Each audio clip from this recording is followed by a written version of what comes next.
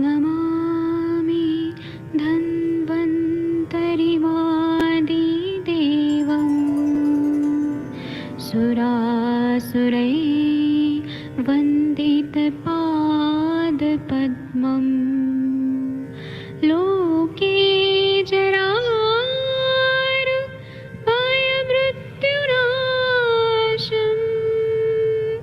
दातारमीशं विविधौषधीनां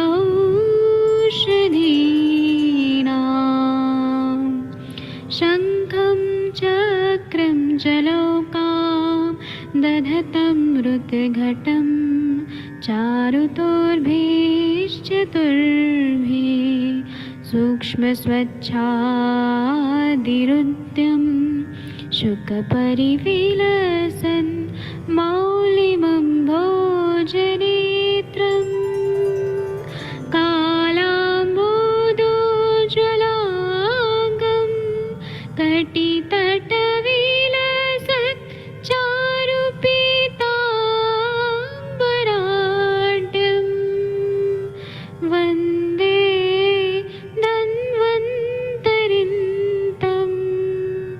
निखिलगदमिव प्रौढदावाग्निनीलम्।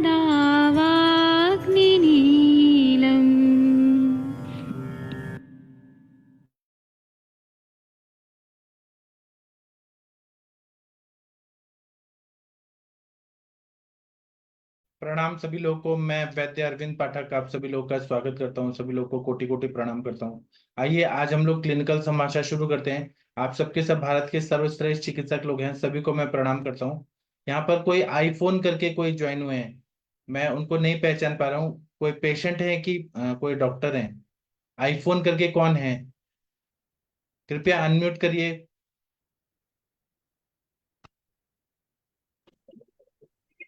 हाँ, आप कौन है? कृपया अपने बारे में बताइए। हेलो सर, मेरा नाम गौरव है। अच्छा, आप किसी के पेशेंट हैं? हाँ जी, हाँ जी। किसके? कौन डॉक्टर? डॉक्टर हरीश सर हैं। डॉक्टर हरीश बत्रा जी। हाँ जी, हाँ जी। अच्छा, ठीक है। तो अभी वो ज्वाइन हो जाएंगे। तो आपका केस टेकिंग करना है तो सर आपका वीडियो ऑडियो दोनों ऑन करिए। वीडियो और ऑडियो दोनों ऑन करिए। और शशि मैम, आप कृपया इनका केस टेकिंग करेंगी? जी सर, जी सर। आप केस टेकिंग करिए, मैं 2 मिनट में ज्वाइन करता हूँ यहाँ पर। सर वो अपना ऑडियो वीडियो दोनों ऑन करें। हाँ सर, आप वीडियो ऑडियो ऑन करिए सर। अगर आप सुन पा रहे हैं मेरी आवाज, आईफोन वाले जी। डॉक्टर हरीश बत्रा जी भी ज्वाइन हो गए। कृपया वीडियो ऑडियो ऑन करिए। डॉक्टर हरीश बत्रा जी, इनको कृपया बोलिए ऑडियो वीडियो ऑन करें।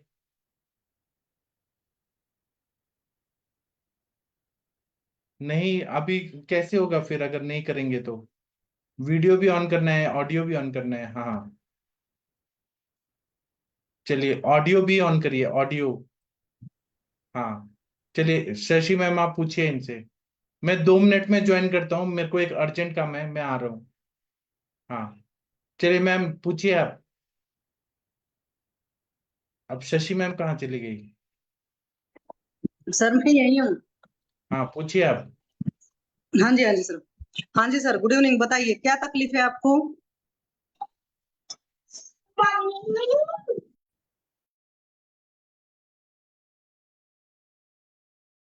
हाँ जी, बताइए क्या तकलीफ है आपको?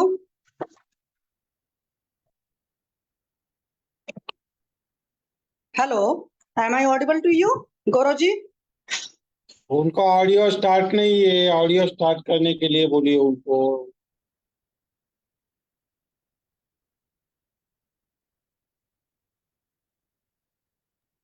हेलो हाँ हाँ, बोलिए आप।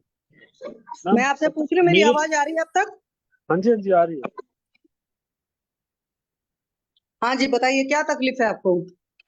वेरिकोस का प्रॉब्लम है मैम, पैरों में। दिखाएंगे आप? हाँ जी। वेरिकोज वेन जो पैरों में प्रॉब्लम है, पैर दिखाएंगे अपना आप?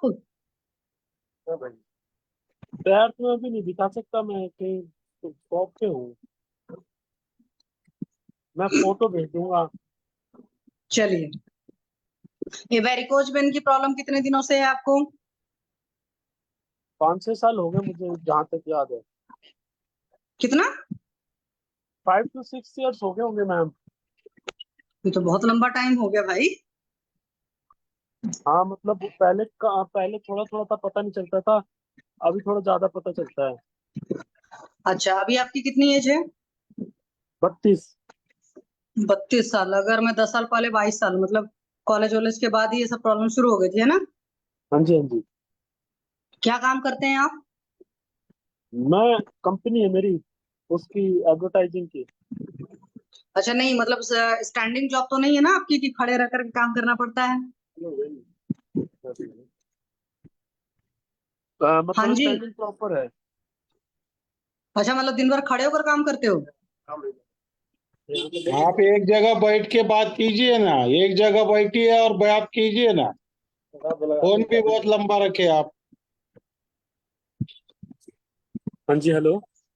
हाँ सर जी, मैं आपसे बोल रही हूँ कि जो आप काम करते हैं वो आपका सिटिंग जॉब है कि खड़े रह करके काम करते हैं आप? सिटिंग जॉब है, ज्यादा खड़ा नहीं रहना पड़ता। अच्छा, हम्म। और क्या क्या तकलीफ है आपको? कोई तकलीफ नहीं है, बस थोड़ा सा कभी कभी नीचे पैरों के नीचे मतलब थोड़ा दर्द रहता है ज्यादा, जैसे कभी खड़ा रह गया या फिर कभी कभी ऐसा पेन होता है, हल्का हल्का होता है।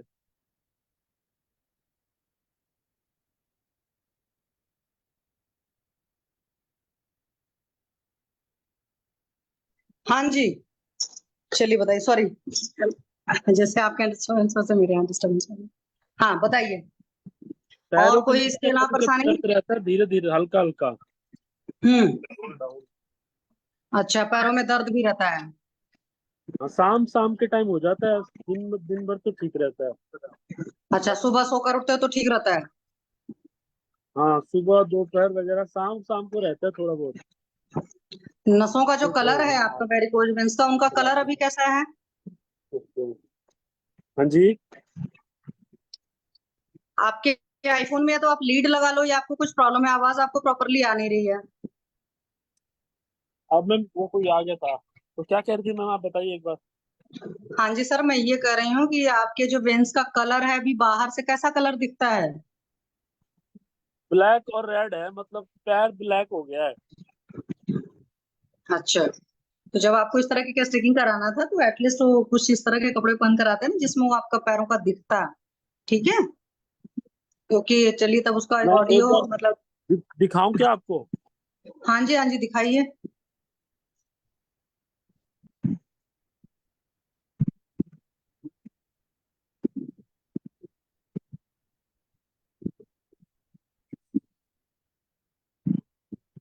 My God, ये पैर इतना डिस्कलर कब से हुए हैं? ये डिस्कलर ही थोड़ा ज्यादा हो गया इधर, 8-9 महीने में ज्यादा डिस्कलर हो गया। इसका तो मतलब ब्लड सर्कुलेशन ही नहीं ठीक है आपके पैरों में, बिल्कुल ही एकदम खराब हालत में है। My God, चलिए। इस एक पैर में तो नहीं है, इसी में ज्यादा है। ये दूसरे वाला पैर तो ठीक है।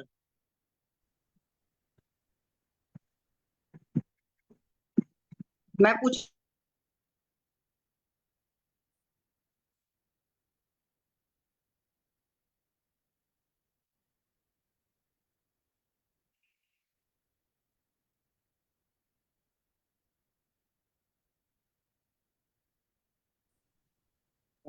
मैडम आपका आवाज नहीं आ रहा मेरी आवाज नहीं आ रही? है। हाँ अभी पूछिए। इनका घूमने का जॉब होगा ना, ये एडवर्टाइजिंग के एडवर्टाइज लेने के लिए घूमते होगे गाड़ी के ऊपर, टू व्हीलर वगैरह, हाँ, फोर बाइक व्हीलर। स्कूटी वगैरह पे होता है, लेकिन उतना ज्यादा नहीं होता, कम ही होता है। हाँ जी, मेरी आवाज आ रही है? हाँ जी, हाँ जी, आ रही है। हाँ, मैं पूछ रही हूँ ये जो है आपके पैरों में तकलीफ सिर्फ नीचे के रीजन में है कि ऊपर थाई तक आया है? नहीं नहीं, नीचे ही है, थाई तक तो नहीं है मैम। नी जॉइंट तक आया है? घुटनों तक? नहीं, घुटनों तक भी नहीं आया। अच्छा, अभी कोई ऑपरेट ऑपरेट तो नहीं कराया ना आप? नहीं नहीं, नहीं कराया। ठीक है, चलो अब मुझे आप बता दो, आपकी भूख प्यास वगैरह कैसी है? भूख वगैरह कैसी लगती है? भूख सही लगती है। पेट वोट साफ होता है रोज अच्छे से? हाँ जी, हाँ जी। कब्ज वगैरह तो नहीं रहती है कभी काल को? नहीं, कब्ज नहीं हो रही थी कभी भी। अच्छा, तो पेट जब देखो तब झड़ता रहता है क्या? हैं? जब देखो तब नहीं, लूज पेट मोशन वगैरह कुछ तो नहीं लगते हैं? कुछ नहीं, कुछ नहीं होता। अच्छा, कोई वैसे और कोई तकलीफ नहीं है? नहीं, कोई तकलीफ नहीं है। नींद वगैरह ठीक है, सब कुछ बीपी वगैरह सब ठीक है? हाँ, सब कुछ ठीक है। अच्छा है, फैमिली में आपके शुगर की प्रॉब्लम तो नहीं है लोगों को? शुगर को नहीं है, पापा को वेरिकोस है। अच्छा, पापा को वेरिकोज वेन्स है। फैमिली में हाँ किसी तो को, फादर साइड मदर साइड दोनों में से किसी को शुगर तो नहीं है? वही बात दादाजी को है ना। अच्छा, दादाजी को शुगर है? हाँ हाँ। अच्छा, और टेंशन वंशन लेने का ज्यादा तो हिस्ट्री नहीं है ना आपका? आपकी जॉब जो प्रोफाइल है उस हिसाब से। कंपनी है, बिजनेस है, तो टेंशन रहता है। अच्छा, और खान पान में क्या ज्यादा पसंद है आपको? खान पान डाइट वाइट तो मैं अच्छा लेता हूँ, डेली एग वैग लेता हूँ, चावल रोटी सब्जी सब प्रॉपर लेता हूँ। नहीं, तो ये जो डेली एग वगैरह लेते हैं ये भूख से लेते हैं कि बस ऐसे ही शरीर साथ देना दे खाते रहते हैं एग वगैरह? नहीं, मतलब शाम को लेता हूँ एग। नहीं, वो बात तो ठीक है, क्या आपको इतनी भूख लगती है कि एग वगैरह की जरूरत लगती है? हाँ, भूख लगती है ना। भूख अच्छी है? हाँ हाँ। अच्छा, कोई नशा पानी? नहीं, कोई नशा नहीं है। पक्का? हाँ जी, हाँ जी, कोई नशा नहीं है। अच्छा, रात में कितने बजे सोते हो? सोने में लेट हो जाता है, 12 साढ़े 12 बज जाता है। अच्छा, 12 साढ़े 12 बजे तक उठते कितने बजे हो सुबह? 6 सवा 6 बजे। 6 सवा 6 बजे। दिन में भी सोते हैं? नहीं। ओके। एक बात बताइए, तो जैसे आप मान लो अभी मुझे दिख रहा है आप दुकान में, तो दुकान में हमेशा पैर नीचे करके बैठना पड़ता होगा? दुकान में सिर्फ शाम को होता हूँ, 8 बजे से 11:30 बजे तक। अच्छा, 8 से 11:30 बजे तक दुकान में रहते हैं, और हाँ उसके ये अलावा दिन भर अपना बिजनेस करते हैं? हाँ, ये पापा का दुकान। अच्छा, पापा की दुकान में रात को बैठते हैं, तो जब हाँ, बैठते हैं वो तो मतलब टांगे बैठना नीचे नहीं है, करके बैठते होगे ना? खड़ा होके काम है, खड़ा होके। हाँ, तो एक तरीके से स्टैंडिंग 3.5 घंटे की तो लगातार यही हो गई। हाँ हाँ, ये है, यही है। अच्छा, और पिताजी भी खड़े होकर के ही काम करते होंगे? हाँ, वो पूरे दिन खड़े होके करते हैं। हाँ, तो वेरिकोज वेन की तो सबसे बड़ी वजह होती है। तो अभी उन्होंने फिर दीनदयाल में दिखाया था, लेकिन डॉक्टर ने उनको फिर वही मोजा वोजा पहनने को बोल दिया। हाँ, वो बात तो ठीक है, लेकिन वो इसी वजह से होता है कि जब लगातार दिन भर खड़े होकर काम करते हैं तो इस तरह की तकलीफ आती है। ठीक है, उसमें बीच बीच में हाँ बैठना होता है, मान लो ग्राहक है तो आप खड़े हो गए, उसके अलावा हाँ जी। बैठ गए। हाँ हाँ। ये तो पहला ख्याल रखने की जरूरत पड़ती है। चलिए, किसी और को कुछ इनसे पूछना है गौरव जी से तो पूछ सकते हैं। अभय सर?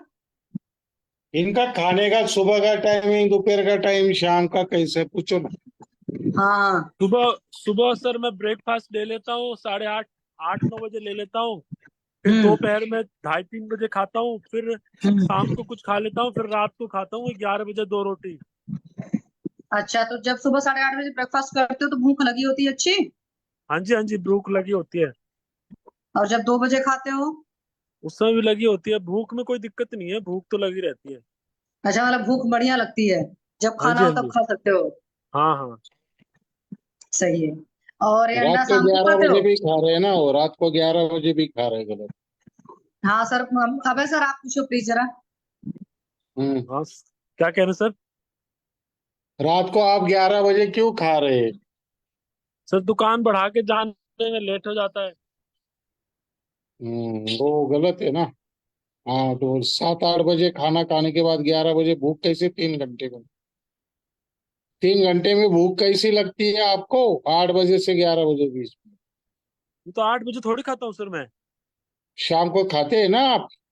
नहीं नहीं, शाम को जैसे बाहर अंडे वंडे बॉयल खा लिया, खाना थोड़ी खाता हूँ। नहीं तो भी कैसे भूख लगती है कि 11 बजे? 11 बजे वही 1-2 रोटी की तो भूख रहती है, हल्की फुल्की। वैसे कम ही खा, मतलब भूख रहती भी है तो भी कम ही खाता हूँ। मेरे ख्याल से तो 7-8 बजे के बाद खाना नहीं खाना चाहिए। हाँ, ये तो आप सही कह रहे हैं, बस ये अप्लाई करना है मेरे को। और ये जो पैर का जो तकलीफ है वो आपको 7-8 बरस से है ना? और हाँ, 7-8 स्टैंडिंग बरस जॉब से है। है। पहले थोड़ा कम कम था, अब थोड़ा कलर, ज्यादा कलर ब्लैक हो गया है। पहले कलर में कोई दिक्कत नहीं था, नसें मोटी थी। अब ये कलर, हम्म। मतलब घुटने से नीचे कलर ही ब्लैक हो रहा है, पहले नहीं था ये। आपको जो लेटरिन होता है वो चिपचिपा होता है या गाढ़ा होता है, कड़क होता है, कैसा होता है? क्या सर?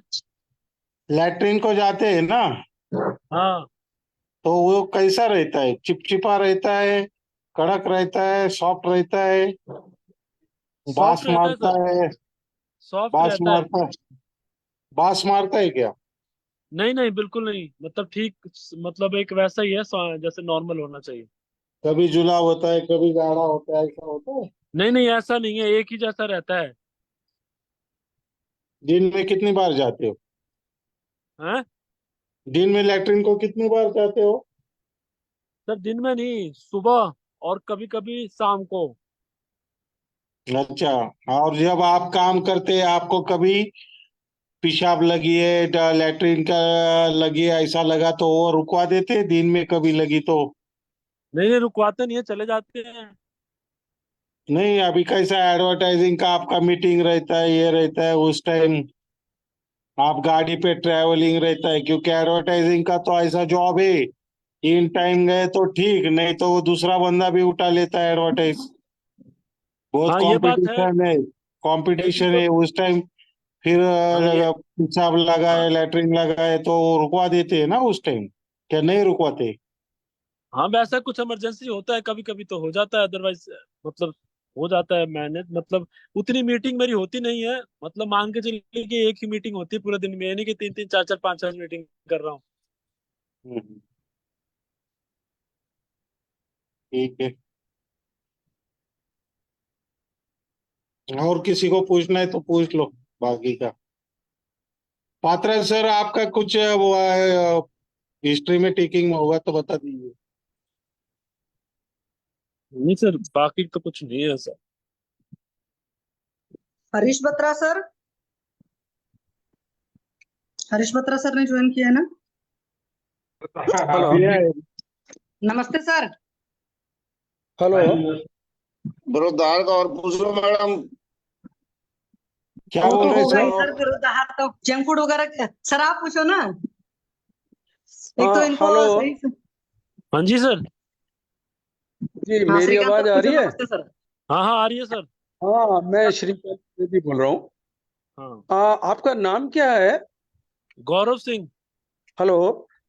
गौरव सिंह सर, गौरव गौरव सिंह। सिंह जी। अच्छा, ओके ओके, सॉरी मैं थोड़ा सा लेट ज्वाइन कर पाया, 4-5 मिनट। नहीं नहीं आप सर। वेरिकोज वेन्स के बारे में बात कर रहे हैं क्या? हाँ जी, हाँ जी। हाँ। जी। अच्छा, आप ना, आपके घुटने से नीचे पिंडलियों में कहाँ पे है हाँ ये हाँ, वेरिकोज वेन्स? हाँ जी, हाँ जी, तो वहीं पे आप है। ना उसका आपने कोई चित्र खींचा है वहां का, या दिखा सकते हैं? मैं दिखा देता देखना हूँ। ये है कि वो हाँ, वो वेरिकोज है या स्पाइडर वेन्स हैं, और दोनों की संप्राप्ति भी अलग है। थोड़ा सा और क्लोज ले जाएं, थोड़ा और क्लोज ले जाएं।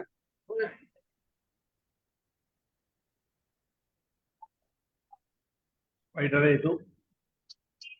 Okay okay okay okay okay, ये तो क्लियर कट सिराबद्दिया जलोका का केस है। ये तो आचार्य सुश्रुत के अधिकार की वस्तु है जो आपके पैर में है जी। ठीक है, कब से है आपको ये? सर पहले मोटे नस थे, अब काला हो गया है ये। हेलो। मा- मतलब 5-6-7 साल हो गए। हाँ, काला कब से हुआ है? इधर सर, मान के चलेगी साल साल 1.5 साल से काला हो गया है। अच्छा, आप 5-6 साल से लगातार एक ही काम कर रहे हैं या कोई प्रोफेशन बदला है आपने? नहीं, ऑलमोस्ट एक ही काम है सर। अच्छा, लगातार उसी तरीके से कर रहे हैं, उसी इंटेंसिटी से के साथ जैसा शुरू में करते थे? जैसे अभी हाँ जी, आपने हाँ जी। बताया आपका कुछ खड़े होने का काम है, हाँ, वो शाम तो को कितना पापा की घंटा दुकान खड़े रहते हैं दिन में? पापा की दुकान पे दिन में तो बैठा रहता अच्छा, हूँ। तो रात में है वो 7, साढ़े ओके, 7, 8 बजे से 11, साढ़े 11 बजे तक दुकान पे। मतलब 4 घंटे तक की कंटिन्यूअस स्टैंडिंग है। हाँ, 3:30, 4, 3 इसके आसपास। ओके ओके, और खाना आप बता रहे हैं कि आप ज्यादातर शाम को उबले हुए अंडे लेते हैं, हाँ हाँ और इसी तरह की चीज जो बाजार में मिलती है वही चीजें ज्यादातर लेते हैं, और डिनर भी थोड़ा लेट करते हैं। हाँ, बाजार की चीजें ज्यादा नहीं खाता हूँ दूसरा सर आपकी मैं। फैमिली, ओके ओके, अच्छा, दूसरा आपकी फैमिली हिस्ट्री भी है, आपका जेनेटिक भी है। आपने बताया कि आपके फादर को भी वेरिकोज वेन्स थी। हाँ जी, हाँ जी। मतलब अभी वो दीनदयाल में दिखाया ओके, था तो फादर हैं, सॉक्स पहनने के लिए बोला, वो सॉक्स पहनते अच्छा, हैं। स्टॉकिंग्स की हाँ, जो जो कंप्रेसिंग स्टॉकिंग्स आती हैं इसकी, वो आप भी पहनते हैं क्या? नहीं, मैं नहीं पहनता अभी कुछ। ओके, अच्छा, अभी आप नहीं पहनते, उतना आपका इंटेंस है भी नहीं, इसका कलर हाँ बदल गया, और कलर बदलने का कारण ये है, वैसे तो ये त्रिदोषज व्याधि है, लेकिन इसमें पित्त प्रधान रहता है। बत्रा सर या पाठक सर हैं? मैं अभी सभी से परिचित नहीं हूँ। बत्रा जी हैं क्या यहाँ पे? हेलो, है ना सर, है ना। पेशेंट को लीव कर दिया जाए, अच्छा, फिर ओके ओके, बत्रा जी है क्या एक्चुअली, विरोधियन्न पानानि द्रव्य स्निग्ध गुणाम च भजतम भागताम छर्दी, ये जो आचार्य सुश्रुत का सूत्र है ना, ये व्याधि त्रिदोषज है लेकिन पित्त प्रधान है।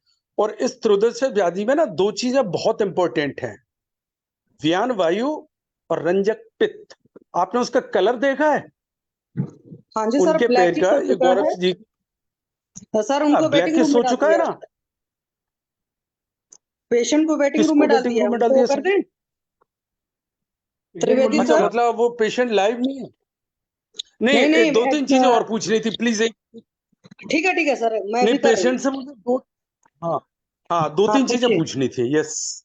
ओके हाँ ओके, पूछिए। जी, एक तो इन्हें आप ही पूछ लें अगर आपकी आवाज जा रही हो, या अगर मेरी नहीं समझ सर, रहे सर हो वो प्लीज तो। आप पूछें, श्रीकांत सर प्लीज आप पूछें। ओके जी, तो एक सबसे पहले उनसे पूछने है, उन्हें बर्निंग सेंसेशन तो नहीं है इसमें, जलन? गौरव जी अपना हाँ जी, हाँ ऑडियो ऑन करिए। नहीं सर, जलन गौरव नहीं जी, है। इसमें जलन होती है? अच्छा, नहीं सर, जलन थ्रोम्बिंग है, नहीं है। थ्रोम्बिंग। ओके, जो सिर्फ मैं मतलब पूछता जा रहा हूँ उसे बता दीजिए, जलन नहीं है। हाँ, बताइए हाँ, बताइए। सिर्फ खुजली सी होती है जलन कभी नहीं है, कभी। हाँ, इचिंग दूसरी चीज है, इचिंग जो मैं पूछने वाला था, इचिंग। इचिंग के अलावा तीसरा इसमें कारण होता है थ्रोम्बिंग, ऐसा जैसे कुछ इसमें अंदर धड़क रहा हो, अंदर कुछ फड़क रहा हो, ऐसा लगता है आपको? नहीं सर, ऐसा नहीं होता, सिर्फ कभी कभी इचिंग होता है। अच्छा मतलब बहुत कभी कभी, 10 दिन, 7 दिन, 6 दिन में एक बार, ऐसा कभी। अच्छा, दर्द या क्रैम्प्स, जैसे ऐंठन होती है पैर में, वो तो नहीं है? वो नहीं है सर, ऐंठन नहीं है, सिर्फ पेन है कभी कभी। अच्छा, पेन है, ओके ओके, तो ये मतलब विशुद्ध लक्षण हो गया व्यान वायु की विकृति का।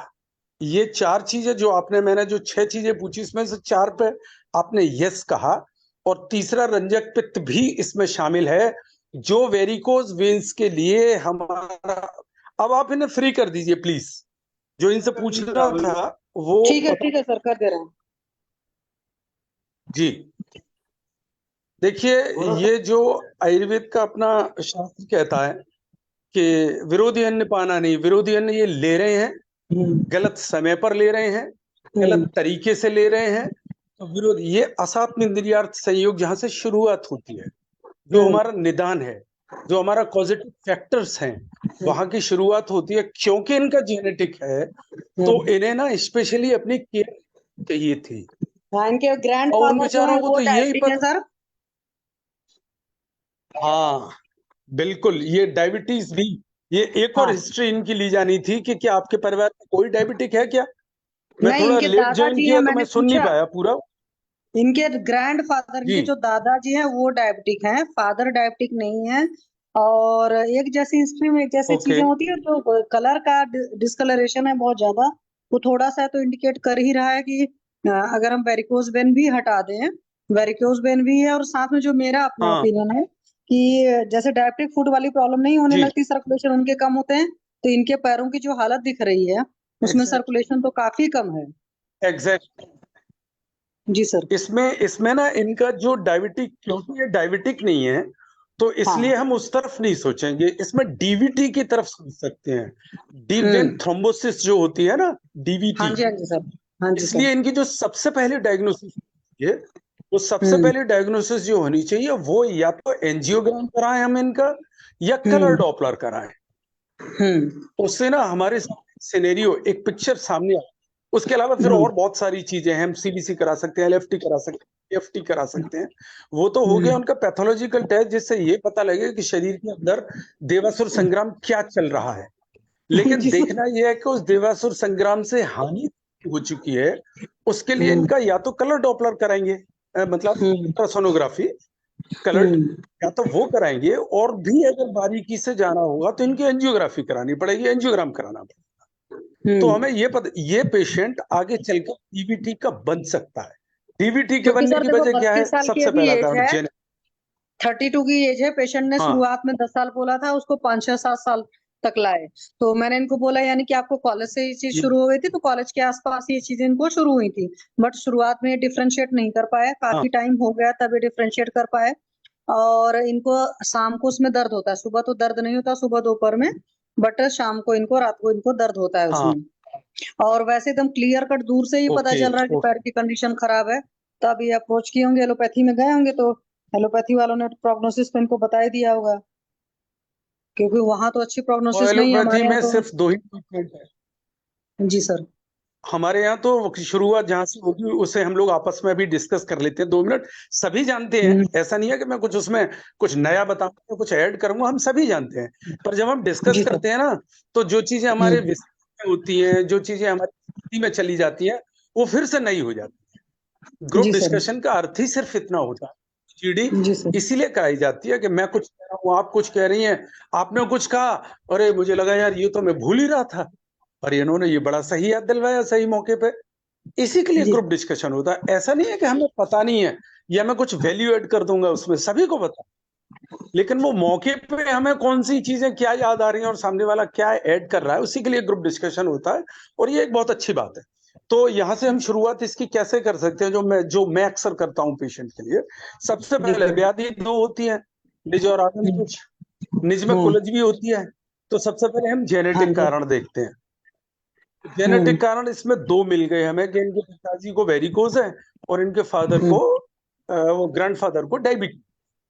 जी हाँ, सर। तो ये प्लस हो गया इनके साथ कि डायबिटीज भी है इनके घर में, और वेरिकोज वेन्स भी, और इनको भी वेरिकोज वेन के लक्षण आ रहे हैं।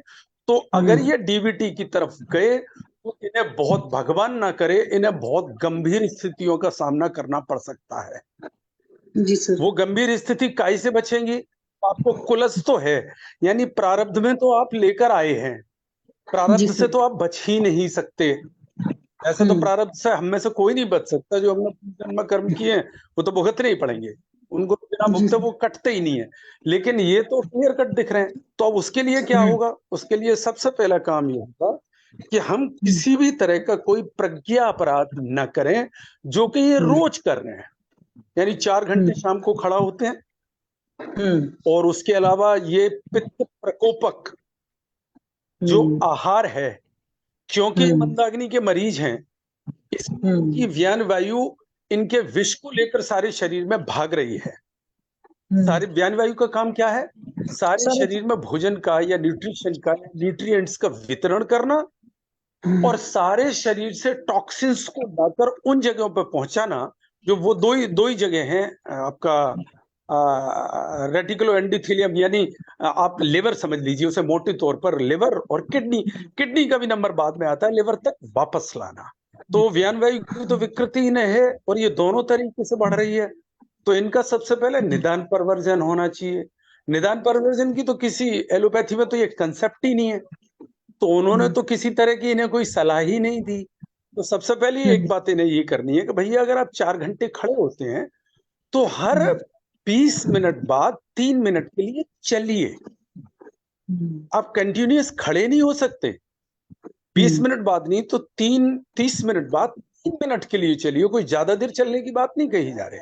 और अगर आप ये कर सकते हैं कि अगर आप किसी स्टूल पर बैठ सकें 30 मिनट, तो जो आपके हार्ट का लेवल है उस लेवल तक 3 मिनट पैर रखिए सामने किसी स्टूल पे, जिससे कि होता क्या है, ये आप भी जानती हैं, मैं भी जानता हूं, ये जो हमारी इंफीरियर वीना कावा है, जब तक उसमें वो सारा रक्त वापस नहीं आएगा, वो वॉल्व ठीक से काम नहीं कर रहे हैं कुंडलियों में, जिसकी वजह से जो अशुद्ध रक्त है वो वहीं पर रुक रहा है। तो वो अशुद्ध रक्त को हम आधा घंटे से ज्यादा देर वहां ना रुकने दें, उसे इंफीरियर वीना कावा में दोबारा से उसे डालें। उसके लिए उसके लिए क्या होगा कि आपको हार्ट के लेवल तक अपने पैर लाने पड़ेंगे। जैसे इन्हें अगर हम सर्वांगासन कराते हैं तो वो इनके लिए सर्वांगासन हो गया, सर्वांगासन के साथ साथ पवन मुक्तासन हो गया, हलासन हो गया, ये 3-4 चीजें। और उसके अलावा उनको नौकासन इसकी खास दवा है। मतलब ये हो गया जो विहार में हम क्या करा सकते हैं। अगर ये सब, अब दुकान तो वहां कितनी छोटी होगी, चांदनी चौक आप समझ रहे हैं, वहां ये सब तो नहीं कर सकते, लेकिन एक स्टूल पे तो पैर रख सकते हैं। तो हर 30 मिनट बाद ये थोड़ा सा चलें, हार्ट के लेवल में अपने पैर लेके आए, तो 3 मिनट में वो ब्लड वापस आना शुरू हो जाता है वीना कावा में। और जब वीना कावा में आ जाएगा तो ऑरिकल में पहुंच जाएगा, और वहां से वो फिर उसका प्योरिफिकेशन की जो प्रोसेस है हम सब जानते हैं, उसको पल्मोनरी और सर्कुलेटरी सिस्टम पे फिर बात करेंगे। तो वो सब शुद्ध होना शुरू हो जाएगा, और जब शुद्ध रक्त शरीर की आपूर्ति होगी, व्यान वायु को मिलेगा, रंजक पित्त अपने आप से ठीक होना शुरू हो जाएगा और ये डिकलरेशन शुरू हो जाएगा। तो उसके लिए क्या करना है? सबसे पहला काम असाप इंद्रियार्थ संयोगो यानी निदान परिवर्जन, ये सबसे पहला काम है। ये जो खाते हैं, ये जैसे रहते हैं, जो प्रज्ञा अपराध में आता है उसको खत्म करें। और परिणाम ये लगातार बरसों से कर रहे हैं और देर तक कर रहे हैं। तो ये इनका शुरू हो गया, और इनका इतनी जल्दी इसलिए शुरू हो गया इस चीज में क्योंकि ये अपने साथ में वो जीन्स कैरी कर रहे हैं।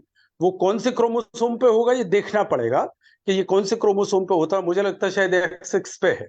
तो जिस क्रोमोसोम पे ये है वहां से, मतलब वो तो है, उसे तो हम बदल नहीं सकते ना। हम इन सारी चीजों को कर सकते हैं। तो एक तो इनका निदान परिवर्जन हो जाए। दूसरा, मैं ये नहीं पूछ पाया कि इनका वेट क्या है। बीएमआई इसमें बहुत इंपॉर्टेंट रोल प्ले करता है। सर इनको तो इनका एडमिट कर ले फिर से? नहीं, रहने दो, कोई जरूरत नहीं है। वो चेहरे से तो लग रहा था कि कोई ओबेस तो नहीं है, ये ओवरवेट हो सकते हैं ज्यादा से। ठीक लग रहे थे, चेहरे से ठीक लग रहे हैं। तो मुझे लगता है इनका बीएमआई 27 से 28 के आसपास होना चाहिए। 24 से 28, 29 तक हो सकता है तो बियरेबल है। लेकिन अगर ये 27 से ऊपर है बीएमआई में, तो फिर वो एक अलग से चिकित्सा करनी पड़ेगी, जिससे कि इनका बीएमआई पहले तो ठीक आए, जिससे ये नीचे जो वजन लदा हुआ है घुटनों से नीचे वो तो कम हो। दूसरा काम क्या है इनका, एज क्या है, सेक्स क्या है। तीसरी सर बहुत 32 इंपॉर्टेंट की चीज, एज है। हाँ सेक्स तो मेल है ही है, ये तो पक्का ही है। हाँ, ठीक है, और 32 जो की एज है। और ये 2 काम करते हैं। एक काम तो ये रात को 8 से जो 11 बजे तक करते हैं, अपने फादर की शॉप पर बैठते हैं, और उसके अलावा जी, कोई बिजनेस भी करते हैं दिन में। अच्छा। इसके अलावा जो बहुत ही पॉजिटिव फैक्टर है वो है प्रेगनेंसी। तो प्रेगनेंसी इनके साथ नहीं हो सकती सौभाग्य दुर्भाग्य से। तो जी सर। वो एक बहुत मुश्किल वाला, आपने शायद देखे होंगे अपनी प्रैक्टिस में, मैंने देखे हैं, या ये कह लीजिए कि हमारे यहाँ चिकित्सा की परंपरा कई पीढ़ियों से है, तो इसलिए हमारे पास कलेक्शन बहुत है। तो प्रेगनेंसी में करीब 10 से 12% महिलाओं को वेरिकोज या स्पाइडर वेन्स हो जाती हैं, और ऑटोमेटिकली डिलीवरी के 3 महीने बाद वो खत्म हो जाती है। तो इनके साथ प्रेगनेंसी वाला तो है ही नहीं। हाँ, अब हमें जो देखना है वो सबसे इंपॉर्टेंट चीज ये है कि इन्हें अल्सर तो नहीं है, क्लॉटिंग तो नहीं है, स्वेलिंग तो नहीं है, ब्लीडिंग तो नहीं है, स्केलिंग तो नहीं है। तो स्केलिंग तो दिख रही है साथ। अब इनका क्लॉटिंग है कि नहीं है। अल्सर हो गई, नहीं होता तो घाव दिख जाता, लेकिन क्लॉटिंग हो सकती है, इंटरनल क्लॉटिंग। उसके लिए कलर ड्रॉपलर या एंजियोग्राफी बहुत आवश्यक है। वो इनका डायग्नोसिस में हो गया नए तरीके से, यानी एलोपैथी के तरीके से। अब हम आते हैं अपने पे, जो हम बात कर रहे थे, विरोधी अन्य पाना नहीं। तो सबसे पहले तो इन्हें खाना क्या है, रहना क्या है, करना क्या है, ये सब देखेंगे, जिससे व्यान वायु में किसी भी तरीका का मंदाग्नि की वजह से त्रिदोषज हुई बीमारी में आमरस मिलकर वात के साथ, व्यानवात के साथ वो सारे शरीर में घूम के इनके रंजक पित्त को और ज्यादा प्रकोपित ना करे, कफोर वायु उसका रास्ता रोक कर। तो उसके लिए हम क्या कर सकते हैं? उसके लिए इसमें होता क्या है, ये इसको बोलते हैं ऑब्स्ट्रक्टिव सर्कुलेशन, और आयुर्वेद में इसे कहते हैं सिरा ग्रंथि। ये सिरा ग्रंथि, सिरा में यानी वेन्स में किसी तरह हाँ की सिराज ग्रंथि ग्रंथि होते हैं इसको। हो जाना, ये उसी के लिए है। तो ये क्या है, वात प्रकोप निदान होगा, वो ये है ही 4 घंटे खड़े रहते हैं, रात के 11 बजे भोजन करते हैं, ये खुद ही अपने आप में वात और पित्त प्रकोप का निदान हो गया। तो उसमें क्या होगा, वात सिरागत होगी। सिरागत बात होते ही जो सबसे पहला लक्षण आएगा वो आएगा संपीड़न। संपीड़न यानी स्क्यूजिंग। नेक्स्ट होगा संकोच। संकोच यानी कॉन्स्ट्रिक्शन, कॉन्स्ट्रिक्शंस, ये ऐसे ऐसे सिकुड़ना, सिकुड़ना हम जिसे कहते हैं, ये दो। और तीसरा होगा फिर विशोचन, ड्राइंग। तो कितनी सूखी सी खाल थी इनकी, आपने ऊपर से देखी होगी, मैंने भी देखी है। तो बहुत ही क्लियर कट साइन सारे जो आयुर्वेद शास्त्र बताता है, वो सारे क्लियर कट साइन इसमें दिख रहे हैं। एलोपैथी से कहती है मोजेस साइन, ये जो इसमें वेरिकोज वेन्स में आता है इसे ये मोजो साइन कहते हैं। उनमें होता है पेन, होता है इरिटेशन, होता है काफ मसल में पेन होता है, और स्क्यूजिंग होती है, उसे ये मोज साइन बोलते हैं। हमारे यहाँ भी इसी तरीके से है। अब हमें करना क्या है इसमें, सर्वांग अभ्यंग है, सर्वांग लेप है, पित्त शमन औषधियां हैं। अब पित्त शमन औषधियों में इसके लिए सबसे अच्छी दवा कौन सी है, सिर्फ वही शुरू करा दीजिए, आधा संकट कट जाएगा। इनको लीच तो लगवा दीजिए। हाँ जलों ठीक, का चरण दशांग, तो होना चाहिए इनका। हाँ चलो सिरावद्ध नहीं हो सकता, वो सारे लोग नहीं कर सकते, वैसे बड़ा आसान है बराबर किसी वेन से ब्लड निकालना, चलो वो तो आगे की बात हो गई।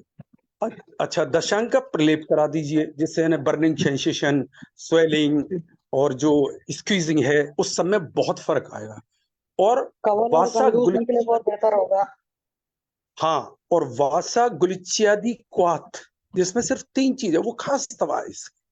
वासा, अब पता नहीं मुझे दवा बतानी की नहीं चाहिए, एक तो इस पे बड़े सारे रेस्ट्रिक्शन है आपके इस पोर्टल पे, तो सर वासा गुरुच्यादि पाठक सर पेट पंखा थोड़ी है। हाँ खैर चलो, वो तो शास्त्र का है, उसे तो बता ही सकते हैं। हाँ तो उसमें तो क्या क्या बासा सर, वासा गुरुची और उसमें उसमें बासा गुडुची और अमलतास का गूदा। ओके ओके हाँ। अब ये आयुर्वेद। कितनी कितना डिसेंट कंपोजिशन है, हम अगर इस पे बात करें अभी, आप सब लोग जानते हैं गुडुची का क्या काम है, वासा का क्या काम है। वासा तो प्रधान द्रव्यों में, प्रधान औषधियों में। अच्छा, इसके साथ ही अगर हम कैशोर गूगल दिलवा रहे हैं, मरीष्ठादि क्वाथ दिलवा रहे हैं, फिर थोड़ा सा सिम्टोमेटिक हो जाएगा, खुजली कितनी है, क्योंकि बहुत ज्यादा देर इनसे बात नहीं हो सकी। एक इसके लिए औषधि आती है वो। अच्छा, एक और सबसे बड़ी बात है, इनसे एक चीज और पूछनी थी, अगर वो है तो जैसे कहते हैं ना, सर्वदा सर्वमानम सामान्यम वृद्धि कारणम राशन, ये तो विशेष ये पहला सूत्र चिकित्सा का आयुर्वेद में। तो इन्हें सबसे पहले ये पूछना था कि आपको हेमोरॉइड्स भी है क्या, वो भी वेरिकोज वेन्स है। हेमोरॉइड जो है वह भी वेरिकोज वेन्स। और नहीं पूछ लेना आप, पूछ लेंगे, अभी पूछ लेंगे, हम आपस में डिस्कस कर लें। तो वो जो अर्श है, जो हेमोरॉइड्स हैं, अगर वो साथ में है तो ये बहुत क्लियर कट हो गया, क्योंकि वो भी पेल्विक रीजन में ही है और ये पेल्विक रीजन से नीचे है, तो समान नहीं, से जैसे मैंने पूछा था ना सर, तो कॉन्स्टिपेशन भी नहीं रहता है, पेट और साफ होता है इनका, अच्छे से इन्होंने बोला।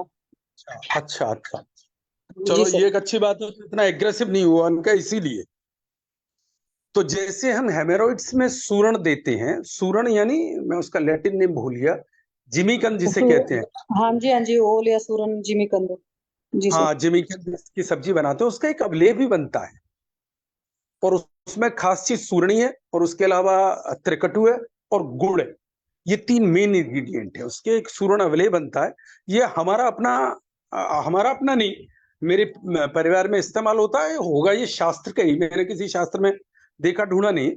लेकिन वो सूरण अवलेह, वो वेरिकोज वेन्स हो स्पाइडर वेन हो, डीवीटी हो या हेमोरॉइड हो, ये किसी भी सिरा ग्रंथि का होना या सिरा का फूलना, उसके लिए सूरण अवले रात में 1 चम्मच दिलवाने से, 1 बड़ा चम्मच या टीस्पून 2 रोज दिलवाने से बहुत अच्छे फायदे होते हैं। ये 4 चीजें अगर हम चिकित्सा के रूप में दिलवाते हैं तो बहुत सारा फायदा होता है। अच्छा, अब अगर हम एलोपैथी पे आ जाएं तो वो एक तो वो कंप्रेसिंग स्टॉकिंग्स देते हैं। इसके अलावा लेजर रेज से भी होती है इसकी चिकित्सा, कैथेटर से भी होती है, और सबसे इंपॉर्टेंट चीज है स्क्लेरोथेरेपी, जिसमें वो इंजेक्शन लगाते हैं वेन्स के अंदर, उससे भी बहुत सारा फायदा होता है। हम उसे सिरावद या जलोका की विधि से कर सकते हैं उस काम को।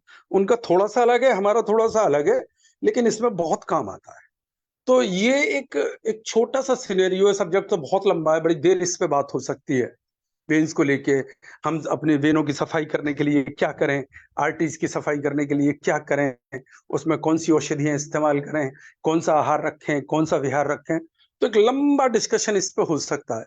पर इन शॉर्ट, अगर ये लंबा ना हुआ हो तो प्लीज मुझे क्षमा करें। तो मुझे इस संदर्भ में इतना ही कहना था, बाकी सब और ऐड करेंगे तो मैं भी सुनूंगा जी। हेलो, हाँ जी मित्रा जी। अरविंद सर तो बोल ही नहीं रहे आज। नहीं, मैं कुछ काम कर रहा हूँ, मैं सब सुन रहा हूँ। अभी अच्छा पेशेंट सर, ज्वाइन। नमस्कार हाँ, नमस्ते सर, सर। नमस्कार। पेशेंट ज्वाइन कर लिए हैं, किसी को कुछ पूछना है तो पूछ ओके, सकते हैं।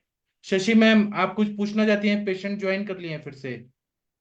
सर पेशेंट है एडमिट, अच्छा आपने एडमिट कर दिया है? हाँ हाँ, तो उनसे सर वही पूछना अच्छा था, 1-2 चीज श्रीकांत उनको सर ऐड पूछ रहे थे कराइए, अभी। उनको वीडियो हेमरॉइड्स ऑडियो वगैरह की ऑन करने प्रॉब्लम तो को, नहीं है उनको? वीडियो ऑडियो ऑन करने को बोलिए। वैसे तो उनसे सर सब कुछ लगभग पूछा जा चुका है, एक हेमरॉइड्स का पूछना था और उनका वेट पूछना था। बस हाँ जी ये दो गौरव जी। चीजें, एग्जैक्टली एग्जैक्ट। गौरव जी, हाँ जी गौरव जी, उनका ऑडियो वीडियो दोनों ऑफ है, तो ऑन करेंगे तभी पॉसिबल है। नहीं, वो ऑन नहीं कर रहे हैं। हाँ, कर लिए। गौरव जी, आपका वेट हाँ जी कितना सर, है? क्या पूछ रहे हैं सर? वेट कितना है, वेट? Wait sir 76। अच्छा, और और हाइट हेमरॉइड्स वगैरह, कितनी है? पाइल्स वगैरह की हाइट, तकलीफ तो नहीं है हाइट, आपको? ना ना, वो सब तकलीफ नहीं है। ठीक अच्छा है, ठीक। हाइट कितनी है आपकी? हाइट सर 5'9" है। अरे फिर तो ठीक है, फिर ठीक है। अच्छा, इसीलिए आपके जो पॉजिटिव फैक्टर्स हैं वो इतने एग्रेसिव नहीं है। जो आपका गुजारा चल रहा है ना, वो कई एक चीजें हैं, वरना जेनेटिक भी है आपका और आपको ये बीमारी भी है, लेकिन वो गंभीर इसलिए नहीं बनी है अभी तक कि आपने काफी चीजें मेंटेन कर रखी है। चलो, मुझे जो इस पे बात करनी थी प्राथमिक दौर में वो यही था, बाकी और जो वैल्यू ऐड करेंगे वो मैं भी सुनूंगा जी। ठीक है गौरव जी, आप न्यू कर दो, बस हो गया। ठीक है सर।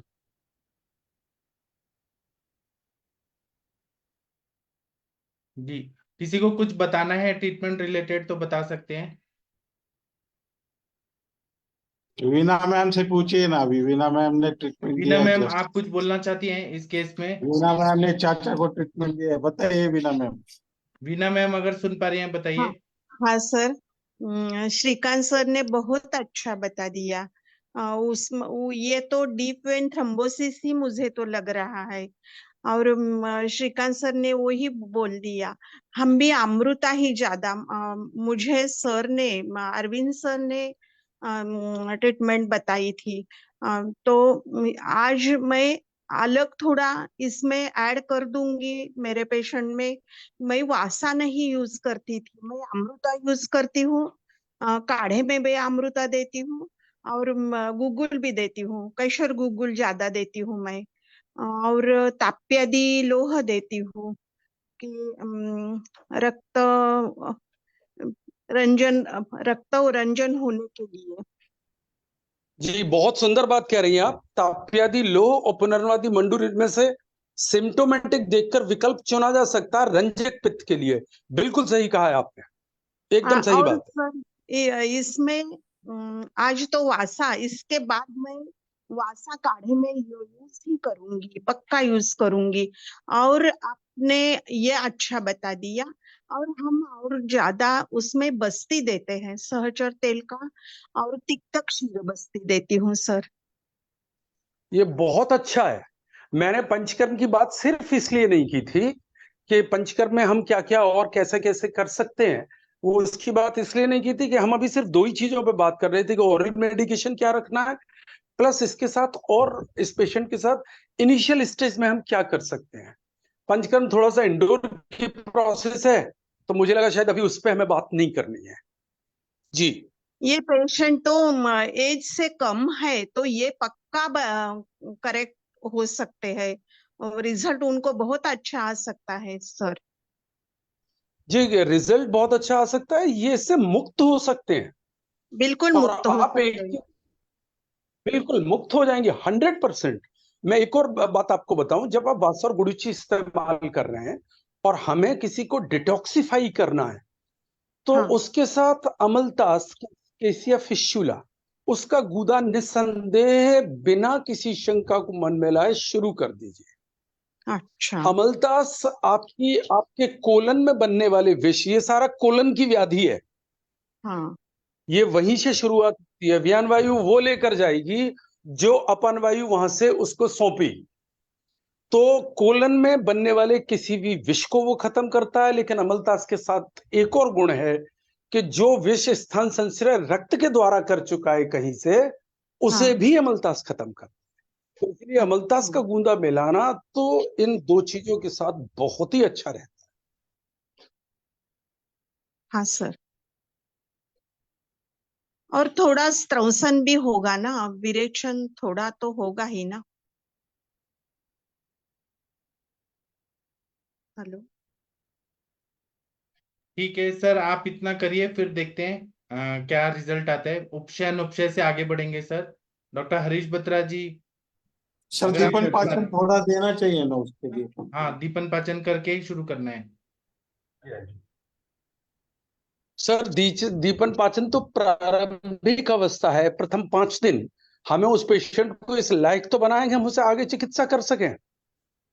किसी लोटे में पानी भर के हम पिएंगे तभी, जब उस लोटो को पहले मिट्टी से, राख से, या किसी भी साबुन से, या जो ये आते हैं दुनिया भर के ऐड आते हैं, किसी से धो लें उसे, उसी के बाद तो उसमें जल भरेंगे पीने के लिए। तो दीपन पाचन तो मस्ट है किसी के भी लिए, वहां से तो शुरुआत करनी ही चाहिए। बिल्कुल। जी, तो ठीक है, आप सर ऐसे शुरू करिए, फिर बताइएगा क्या हो रहा है क्या नहीं हो रहा है। ठीक है, तो मैं अभी सेशन, और किसी को कुछ बोलना है तो बोल सकते हैं, नहीं तो मैं सेशन बंद करता हूँ। कोई कुछ बोलना चाहते हैं? क्वेश्चन पूछना था सर। हाँ, पूछिए सर। प्रणाम प्रणाम सर। सर। रूम आमवात के पेशेंट में अगर रक्त प्रदर हो तो क्या करना चाहिए? आमवात भी है और रक्त प्रदर भी है दोनों। तो उनका हेतु निकालना चाहिए ना, कि क्या अभिसंधि पदार्थ खा रहे हैं, कि रक्त की दुष्टि हो रही है, वात का इतना ज्यादा प्रकोप हो रहा है। हेतु बंद करेंगे तो बहुत काफी हद तक सॉल्व हो जाएगा। केवल आप प्रिस्क्रिप्शन टाइप दवाई पूछना चाहेंगे तो फिर गड़बड़ हो जाएगा। फिर मैं दवाई बता देता हूँ, लेकिन गारंटी नहीं दूंगा कि फायदा होगा। फिर आप बोलबद रस, रक्त प्रद्रांतक लो, फिर नाक केशर चूर्ण ये कुटचारिष्ट ऐसे दे। हेतु नहीं निकालेंगे और केवल ऐसे पूछेंगे तो गड़बड़ हो जाएगा। हेतु नहीं सर सर, ये निकाल। रक्त प्रदर में, हेलो, हाँ, बोलिए सर। हाँ मैं ये कह रहा था, आपने बिल्कुल सही कहा है। जब तक हमें यही नहीं पता होगा कि रोग का मूल कारण क्या है, तब तक तो हम इधर उधर दाएं बाएं चिकित्सा करते रहेंगे, और वो जब तक उसका सेवन कर रहा है, यानी उस व्याधि को जो पूरी तरह से ठीक हो सकती थी, हम उसे याप में बदल देंगे। वो बेचारा दवाई खाएगा और उसी के साथ रहेगा जीवन भर। लेकिन रक्त प्रदर में आज जिसने जिन डॉक्टर साहब ने ये पूछा है, मैं उनको एक चीज, आपने जो बताया वो तो प्रमाणिक औषधियां हैं, लेकिन जो व्यक्तिगत अनुभव भी काम करता है ना, ये मार्बल होता है ना जो हम घर में लगाते हैं, पत्थर मकराना से जो लाते हैं। जी सर। जी, मेरी आवाज आ रही है ना? जी सर, हेलो। आ जो रही है सर। मार्बल होता है, अगर हम उसकी हाँ, अगर हम उसकी भस्म बनाकर बोलवद्र रस, जैसे सर ने बताया, नागकेशर चूर्ण जो हमने दिया है, या रक्त प्रदान, जो भी इसके साथ बाकी और सिम्टोमेटिक बहुत कुछ हो सकता है, उसके साथ साथ बोलवद्र रस के साथ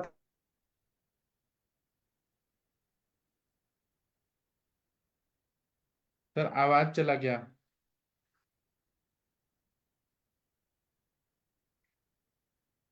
में बड़ काम आने वाली औषधि है। इन औषधियों के साथ ये मिलाते ही इनके गुणों को वो कई गुना बढ़ा देती है और बड़े अच्छे रिजल्ट आते नहीं, हेलो सर आपका आवाज चला जाता है, फिर से बताइए। नहीं, सॉरी, मैं आवाज चला नहीं जाता, मैं उसको ऑफ कर देता हूं अपनी बात कह के, जिससे दूसरों की सुन सकूं ठीक से। नहीं, आपका पहला ही बात नहीं सुनने आई, मार्वल के बाद क्या हुआ? हेलो, मार्वल के बाद क्या कह रहे थे वही नहीं पता।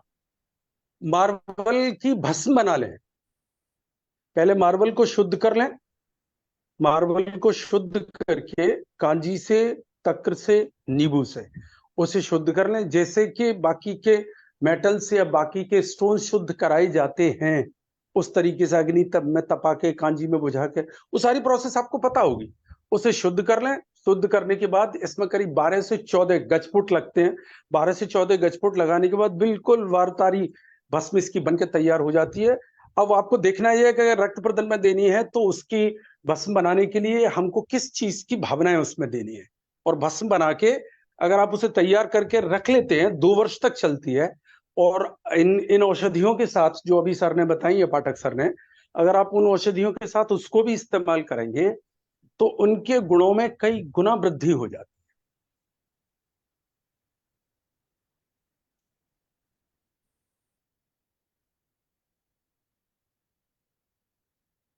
हेलो सर उन्होंने बता दिया। आप इतना सर करिए, आपको अगर सुनाई दिया है उतना करिए सर, फिर आप बताइएगा। शक्ति मोहन जी।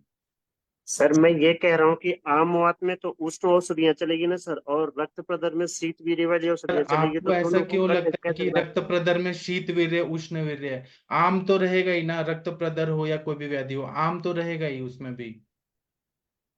रक्त पित्त में भी हम लंघन कराते हैं, दीपन पाचन कराते ही हैं उसमें भी। ठीक है सर, मैं बिना ट्राई करके आम देखता के तो व्याधि ही नहीं होता है। स्त्रोतोरोध के बिना कुछ व्याधि ही नहीं होता है। आप करिए, पहले हेतु निकालिए सर। आप केवल दवाई पे कर रहे हैं तो मैं दवाई बता देता हूँ, फायदा नहीं होगा। हेतु निकालिए कि क्यों अम्बत हुआ, खान पान क्या गड़बड़ा है, रक्त प्रदर क्यों हो रहा है, वो पूरा हेतु निकालना पड़ेगा।